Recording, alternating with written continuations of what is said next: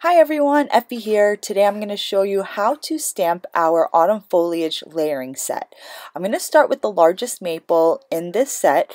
This entire set comes with different sizes of 5 different leaves. So I'm going to start with stamping the largest maple leaf.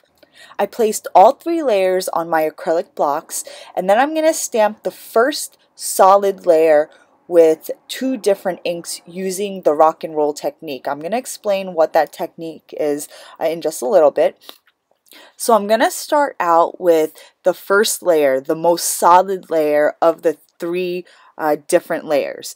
So I'm going to take this stamp and just roll it on its edge on the right side. I'm not stamping the entire stamp along the ink pad. I'm just kind of tilting it to the right side and then rolling it and rocking it in the ink pad so that only the right side of the stamp is inked up. Now, I get some ink on the left side where I plan on stamping some green, so I'm going to take my baby wipe and just dab off a little bit of the butter bar that I got on the right side. So now that I've finished the rock and roll technique with the butter bar, I'm going to take my stamp and stamp it down on my cardstock. Now you can see that it doesn't look very pretty now, but the Hero Arts shadow inks, they tend to stamp splotchy and then smooth out over time. So it's not going to look ugly in the end, I promise you.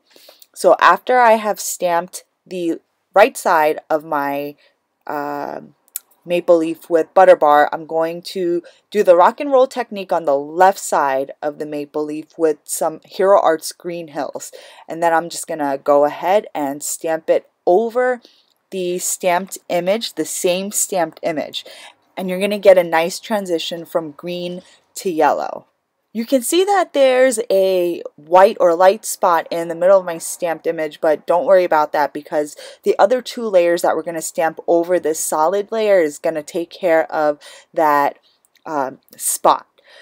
Now I'm going to start stamping the second layer in mid-tone inks. I'm using all Hero Arts shadow inks for today's video. So I just did the same rock and roll technique using Fresh Peach, and I'm only rocking and rolling on the right side of my stamp for this color. For the left side, I'm using Field Greens for my mid-tone ink. So now I'm just rocking and rolling on the left side, and I'm going to stamp that down over my already stamped image. Now remember, if you get any ink on parts of the stamp where you don't want, you can just dab it off with a cloth or a baby wipe or whatever you have on hand.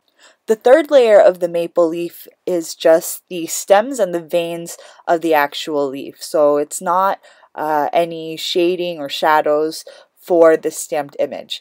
So I'm not going to be doing any rocking and rolling technique for this third layer. I'm just going to stamp it totally in Hero Arts Pumpkin Pie, which is a really nice mid-tone ink that is great for the third layers that I've been using for my autumn foliage set.